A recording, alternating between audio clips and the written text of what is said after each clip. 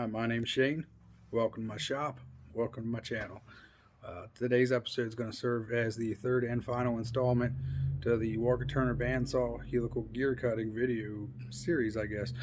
Uh, I'll probably make a playlist of it so you can just watch the whole thing if you ever need to. And I hope that all this information and video of actually doing it maybe simplifies it, maybe build some confidence in you to go try and cut your own. Um, that's part of the reason I did it. The other part was I didn't want to scrap a saw or replace a saw. You know, it's not junk. It's not a throwaway saw. So I figured why not take some of my spare time, which I don't have much. That's why it took so long to get these videos out, and go ahead and just make one. I figured along the way as I was learning, I'd put content out there, so maybe it helps you guys learn too. So got some video footage I'm gonna put up here in a minute of the whole procedure from where I left off to on the lathe to cutting on the mill. So hang tight, I'll bring you back. Alright, so I got the mill all set up, indicated in, everything's running true, everything's running concentric. I've selected a speed for my cutter based on this chart here. So I have a high-speed steel cutter, milling medium steel. So I want between 50 and 80 inches per minute. And then I'll go over to this chart here, determine that I have a 2.5 inch cutter. You just run that up to your, say, 57 inches per minute, and I land right between 165 and 202 RPM.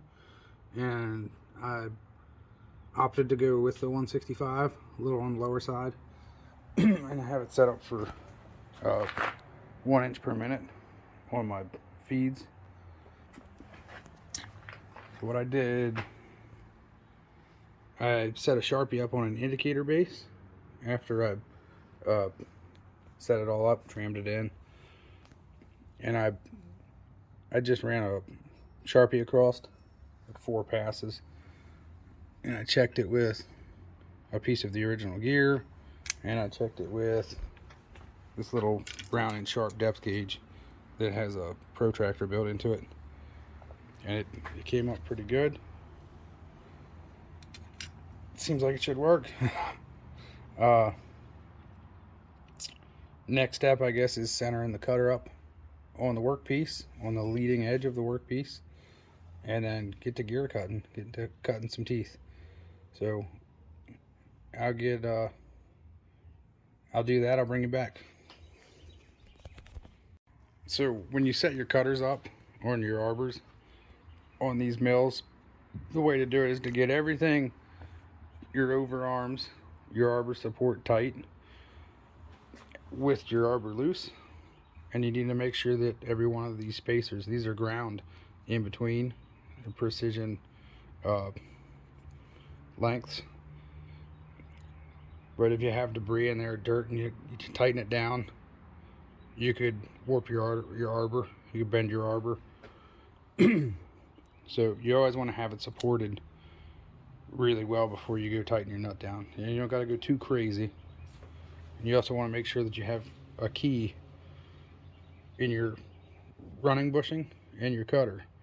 And what I normally do is turn the ones outside of the keyway, your spacers outside of the keyway, so that the key can't walk, and you're always sure that you're going to be engaged. And you want to make sure you have oil in your arbor support. Technically, the way I should be doing this is have this, I think it's a B style arbor support on the back side of the cutter to get the pressure off of the spindle, and an A style arbor support on the end, which can either have a center or that you can run a bush. This arbor doesn't have provisions to run a bush, so I'd have to run a center, but I don't have a long enough arbor to do that because the one that was on it got bent. So this is what we're doing. We're just going to take it slow and steady, nice and easy, and try not to put too much pressure on our spindle bearings. Okay. All right, so what I got going on here is the gear cutter requires 1,350 thousandths of depth. I did a 125 thousandths cuts of depth, and I'm going to make 94 passes like that, and then measure it, and then whatever I need for my finish cut, then I'll determine what I need to take off for that. But it's going well. It's what I'm having to do is drop the knee down and then bring it back to my predetermined 0 because of the backlash in the gears.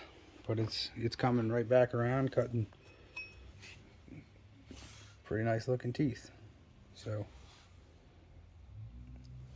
I'll get cutting. I'll try and get some video of the machine doing the cutting, and then I won't make you watch all of them. I'll probably bring you back for the last couple, and then the finish cuts, and then maybe we'll put it in the machine. Okay.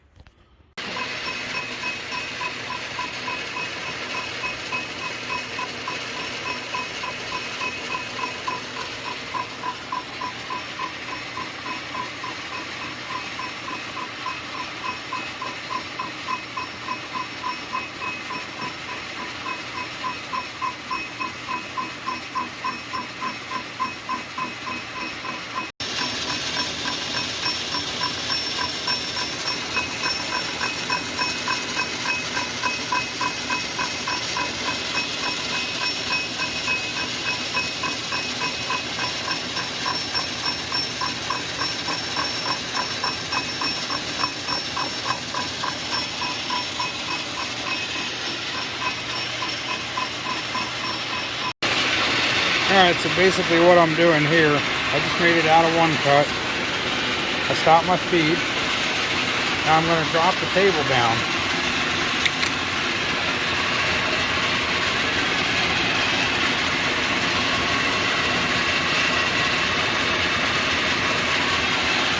Alright.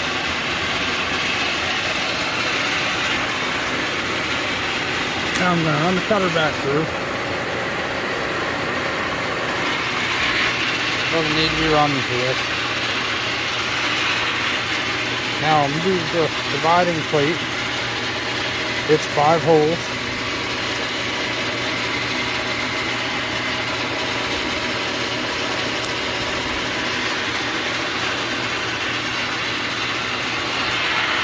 And I'll bring the table back up.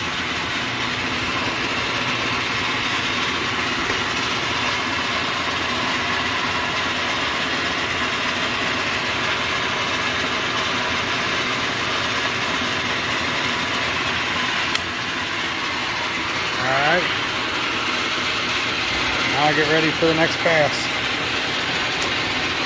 I use my rapid to get it in. And just let the machine do the work. Yeah, I'll keep going like that the entire time. I guess I'll bring you back on the last tooth. It'll be the moment of truth here, whether or not I did the math right. Alright, I'll bring you back then.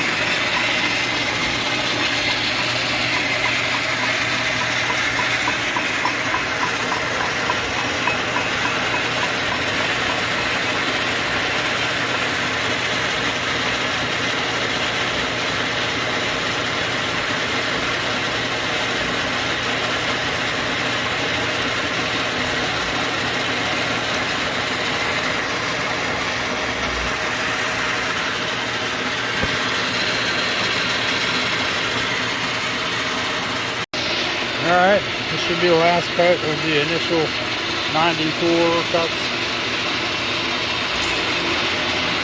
See you from later.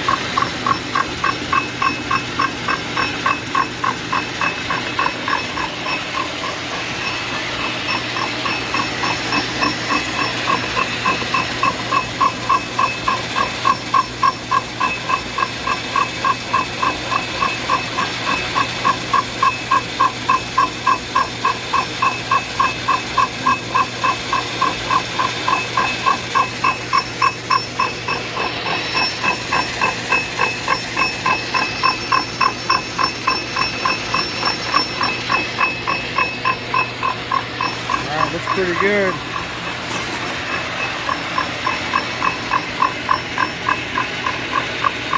And here I got to measure it, probably with some thread wires against the original, and see how much I need to take off for my finish pass.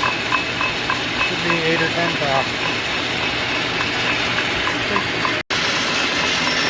Alright, so this is a 6,000 finish pass to get the gear tooth profile to where it needs to be, and the diameter measured with gauge pins back to where it needs to be. It's 12 thousandths over, so cut that in half for your depth of cut. 6 thousandths. Sped the spindle speeds up. Kept the same traverse speed. It's cleaning up the finish. Cleaning up the bearing for the most part, and it's finishing out the gear profile. So, to get done with this, I'll bring it back. Alright, so this is the finished cut, all done out of the mill.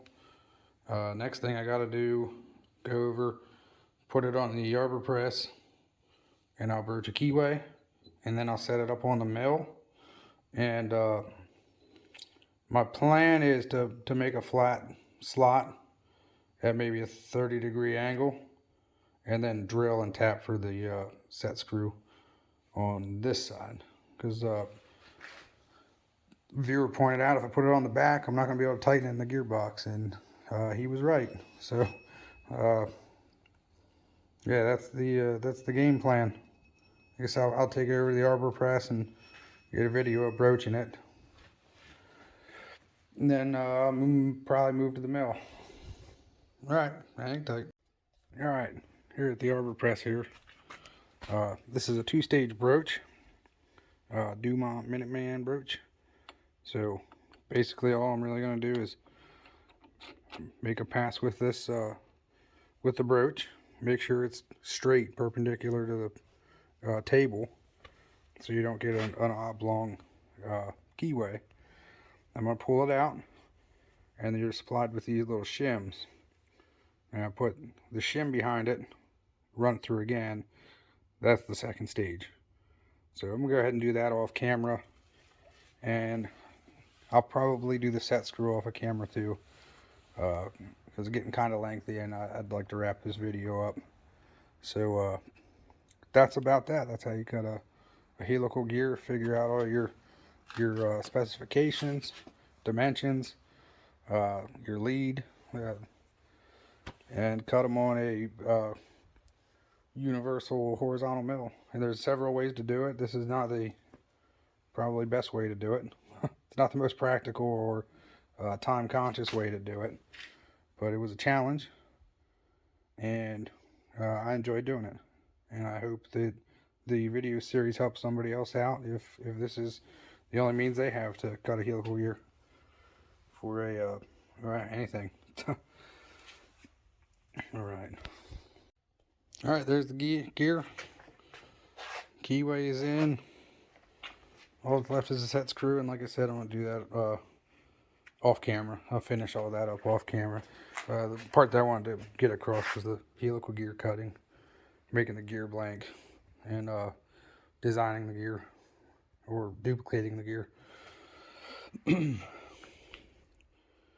All right, that's gonna wrap it up for this video. I appreciate you watching. Feel free to like, comment, subscribe. Let me know what you think. All right, thanks. Have a nice day.